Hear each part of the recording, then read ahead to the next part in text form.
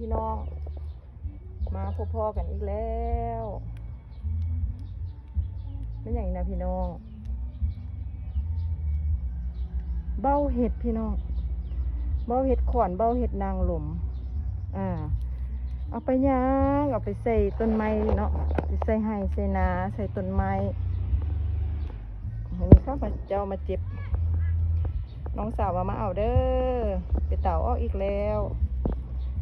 เอาไปใส่นาเจ้าเด้อสันดิโอ้ก็เข้าหมกขอบใจเนาะแบบว่าฝุ่นผสมประสานขี้เลื่อยนะพี่น้องนี่ห้องเฮือนเพิ่นนะเดี๋ยวสิพาไปเบิ่งให้ว่าหลายมื้อนี้มก2 คันรถพุ่นแล้วพี่น้อง